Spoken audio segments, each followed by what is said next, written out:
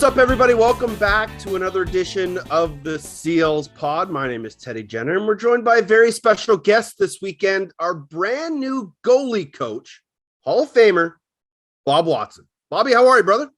I'm good, Teddy. How about yourself? Thanks for having me on. Yeah, I'm fantastic. Congratulations on the new gig, your first role in the NLL since kind of retiring. How did this all come about? Well, it was kind of came about just before COVID. Actually, I was approached by Shooter and Patty. COVID kind of put a hamper on things, just like it did a lot of other things in the world. So getting back to it, Patty extended the invitation out, and the time was right for me. I just thought, I'm an empty nester now. I have both kids off to university, got a little extra time to fill, and what better to do with the game that you love and great guys that I want to work with. What have you been doing since you've stopped playing in the National Lacrosse League? I'm a police officer over in Cambridge with Waterloo Regional Police, so that's been occupying a lot of time, obviously shift work and whatnot. So, and like I said, I had two kids that are raising and helping out with their lacrosse careers and schooling and whatnot. So yeah, it's like I said, the opportunity is right, and looking forward to it. We got to get one thing out of the way. This is by special request. Everybody, formally knows you as Whipper, Bob Whipper Watson. How the heck did that nickname come about? Nickname was given to me by my father. He actually got the nickname at work. He's got a little bit of a character, a little bit of a rough edge to him, and to honor the great Whipper Billy Watson, who was a wrestler back in the day. Oh, so that's where he got that handle from, and passed it along to myself, and seemed to catch on with friends and teammates, and it's kind of stuck since then. Did you love it when Bruce Barker would yell your name during Toronto Rock games, saved by a Whipper? Like, did that get you fired up as a goalie? Did you hear that stuff? You hear it a little bit for sure. It was. Yeah. It's always good to hear when you're making a save. Not so good with the other way around. So I'd take it for what it was, and certainly I enjoyed that. And Bruce, great part of the Toronto Rock history there and voice of. So yeah. The Rock were, one of the original dynasties in professional lacrosse, and you guys went on an absolute tear in the late 90s, early 2000s.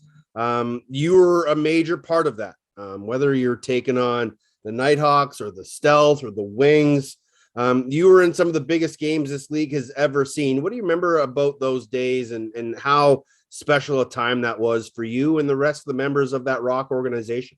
Yeah, a great time. Obviously provided a lot of memories that last a lifetime. It was just fantastic being a part of that core group in Toronto that we had. And, there were guys that were willing to sacrifice for one another. We had loaded with skill. We were loaded with leaders, Jimmy Veltman, Patty Coyle, Colin Doyle. And just being a part of that group was really special. And obviously we had a lot of success. A lot of that success was large part due to the great late Les Bartley. I've mentioned this kind of every time I talk to somebody that was a part of that group, and it's the Les Bartley coaching tree.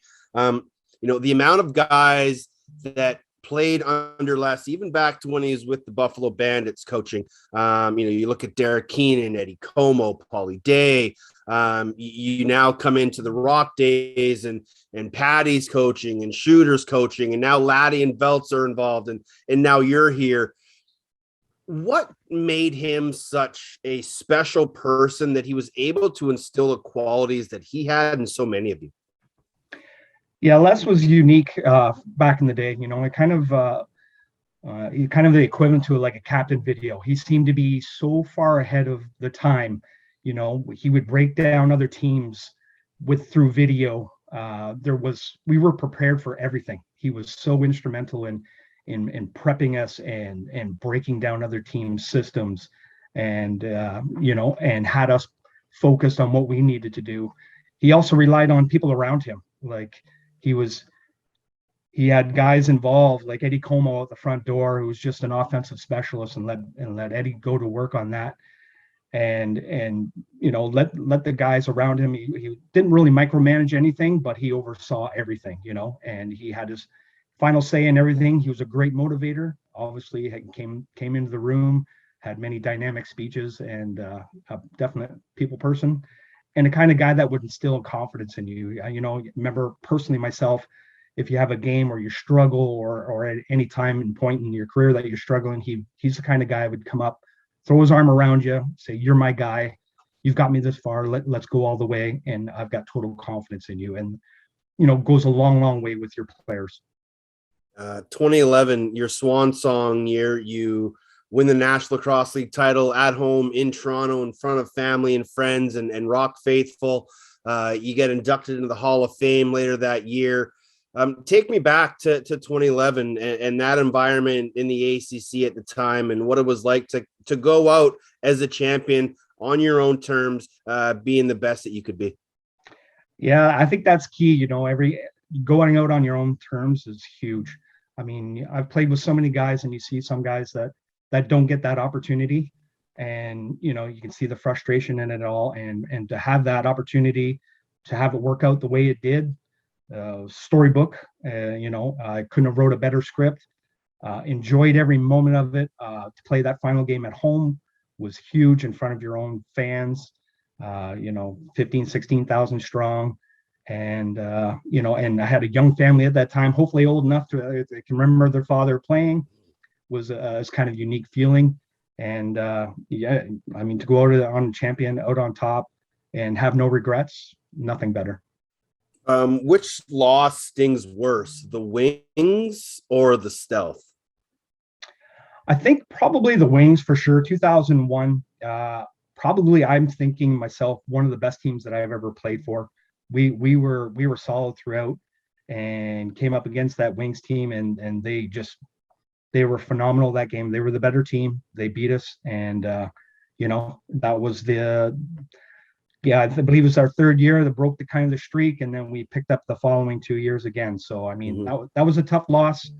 We were at home, did it right on our home field, and made us stronger at the end. But at the end of the day, that's that always feels like the one that kind of got away. Yeah. From 2011 to 2013, yourself, Steve Dietrich, and Patty O'Toole were all solo inductees into the National Lacrosse League Hall of Fame. Is that kind of a special moment for the goalie union for you guys to kind of be the best of the best and get that recognition, but nobody else did? Is it kind of weird to think about that? Yeah, it's a little weird. Happy in the sense that, I mean, watching those guys, that career throughout, I mean, I played against those guys. I was teammate with those guys, and to watch them to get that ultimate recognition like that is a pretty special moment. To do it on your own, just the signs of the time, it is what it is, right? And but it was very unique to see those guys go in, and really happy to be a part of that group. The three of you, Sal Licasio and Dallas Ehrlich, are the only goalies in the National Lacrosse League Hall of Fame. You've been around this game long enough to know, who's who and who's next. And, Matt Vince is still playing, so he's got some time, but there are some talented goaltenders that have called it a career. Who do you think is the next one to get the nod into the Hall of Fame? That's a great question. So many good goalies. Difficult to say, like you said, Vino's still playing, and he's kind of a no-brainer to go in there. I look at a guy even that I played at, Robbie Blaisdell. I thought he was a phenomenal goaltender, really solid throughout his whole career. We were teammates in Toronto and won a cup there, and in Hamilton. Didn't win the cup in Hamilton, but we were teammates there. He would be a guy that I would definitely consider and look at for sure. And then you got so many good guys that are involved right now that are just, once their career is over, they're definitely no-brainers to go in. You mentioned Hamilton. The Toronto Rock are now going to be back in Hamilton. What are your memories of that first year with the Ontario Raiders? Great building to play in. Unfortunately, we weren't drawing the crowds there, and that suggested the move. So hopefully this time around they're going to bring the crowds back. Maybe a little easier to get to the building itself rather than getting into the big city. Some parking and whatnot, some minor details that are probably a little bit easier for people to negotiate, but hoping they can really make a go of it. I mean, the franchise has been solid. It's been one of the key marks since they've come in. And, you certainly want to see that continue to thrive. And hopefully they'll do that in the city of Hamilton. We are thriving here in the city of San Diego, and the fans are excited to get the season started. And I'm sure you are as well. Now that you've kind of have this position, it's official, you can start getting to work. How much film have you watched? I've been watching a little bit of film. They had the junior, so we got the chance to see Chris Aguilera, our pick play. Not enough on the others, so I'm working with Benny Neeb there. Hopefully we're going to get some video over to me and have that prepped and ready to go for our training camp, and so I can have a good idea of the guys, because like I said, we're watching like a Brody Harris, a Western kid that I'm not familiar with. Had an opportunity. I've reached out, spoke with him personally, and really geared up and ready to go. But yeah, would love to get some video just to see what's going on. What did you like about Chris Origlieri? We drafted him in the second round, 23rd overall. He has a lot of hype. He comes from that Orangeville Northman goalie factory that consistently puts out high-end top talent in the National Lacrosse League in the goaltender position. But in your early stages of watching him, what do you like? He's a big body and he moves very well. I think he's just that kind of hybrid where he's works his angles very well, yet is a reaction goalie and can move in the nets. And I think that's key when you move up to that bigger net. He's had good coaching up along the way. He's had great mentors, and his older brother also plays in the league. So really liked his showing. He's a young man. He's an 18-year-old. I thought his upside was really huge, and we're excited to have Chris on board with us. When you look at the goaltenders throughout the National Lacrosse League, are you seeing more blockers or more reaction type guys? And do you think one is better suited for today's game than the other? I think the league, just even when I played, it's a combination of both. But I think the blockers kind of have to adapt a little bit to moving. The net is so big. And the athletes today, they're just whipping that ball around, so you're going to have to read and react. But again, the movers and the shakers, they have to be able to block as well and know that angle. So I think that combination of the two styles is probably the most success. And I think if you look through the past history, you'll see that with the guys that are been able to put the cup over their head. Is there a guy that you really enjoy watching play in the league right now? Christian Del Bianco is a pretty special player. I thought very impressed with his play. It's exciting, it's like watching Dallas Elliott back in the day, just super athletic. He can pass, he can stop. He's up and down. He's just fun to watch and a super competitor. For goaltenders, you have to have a memory of a goldfish. You really have to be able to forget the last 2 seconds when that ball went past you and refocus and reset. As a goaltender, and even as a goaltender coach, how do you stress that importance, and how do you teach that for especially these young goaltenders? It can be really hard to forget the past and just focus on what's next. Yeah, no, great question. That's a struggle that's going on since the beginning of time of this game, for sure. Try to instill in goalies, simple basic things. One, you have to believe in yourself, and at the end of the day, you're going to fight the demons within yourself, and that voice of doubt, and that voice, and goalies they're not unique to that. I think that's common across the board. You get a goal scorer who's not scoring, hitting posts, not going in. You get that voice creeping in and that little bit of self-doubt. So at the end of the day, I think you always got to come back and say to yourself, you're playing in the best league in the world against the best players. You got there for a reason. You're good at what you do. Believe in yourself. You're going to have a bad day.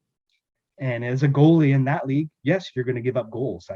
That's the game of lacrosse. You score in the game of lacrosse. So you got to learn to shake that off. And, the difference you can make is that next save. So wrapping your head around that, keeping that focus, I think that's huge for any goalie, any player in the league, but the goalie especially. There's never been a shutout, so no goaltender has ever been perfect. So you're going to give up goals. It's just the nature of the business. When you break down film and you break down a goaltender's style, what do you focus on? I think a lot is, first, I think and foremost, you're looking at angles. I think that's huge. Whether we're keeping all that stopping power within the net. If you're looking at a guy who's using his hands or his stick to, tap the posts and touch when, and they're not using their feet. And sometimes now you see their feet getting outside of the net when they come across and they're shuffling. Using your feet to anchor yourself within that net to keep all that stopping power in front of the net, I think is huge. And I think that's something that needs to be taught as a youngster, just to develop all those internal instincts. But that first and foremost is number one. And next is, are you reacting? Now, can you step to one way, or you know what I mean? If you're going to step to your short side, your glove hand, and you're not stepping to your stick side, you're just kind of throwing out the chicken wing. And that's something that you can look at goalies and try to change that habit, that pattern. So I think those are a couple things that you can look at, just to kind of make subtle improvements. Are more goalies nowadays, the adjustment from the big wooden sticks to the plastic sticks is a huge step. Are wooden sticks something that need to be, especially for goaltenders, something that need to be kind of removed from the game to allow goaltenders the ability to make that jump easier? I personally, I think so. I think we're at the day and age now that I think the wooden sticks, we've moved on. We moved past that, and you can't use it at the pro level. I'd love to see them remove it from the junior level, at least, that next step. And even, I mean, as a youngster, you see like kids in Tyken novice slugging around these sticks that are almost as big as they are. And to me, it just makes no sense, So learning to play with the plastic sticks from a young age is only going to be beneficial moving forward, and making each jump into the next level, that transition just a little bit easier for the goalies. Is there going to be a transition for you into this role? Learning how to communicate with guys and show them their tendencies and their weaknesses and their faults and breaking film down?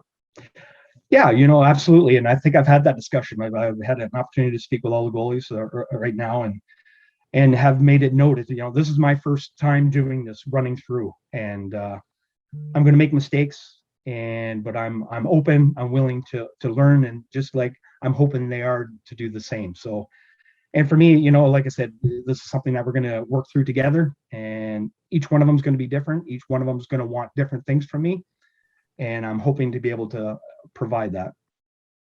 The Moose Winery story is a great one, as there aren't too many young lacrosse players that are really grown up playing box lacrosse goal.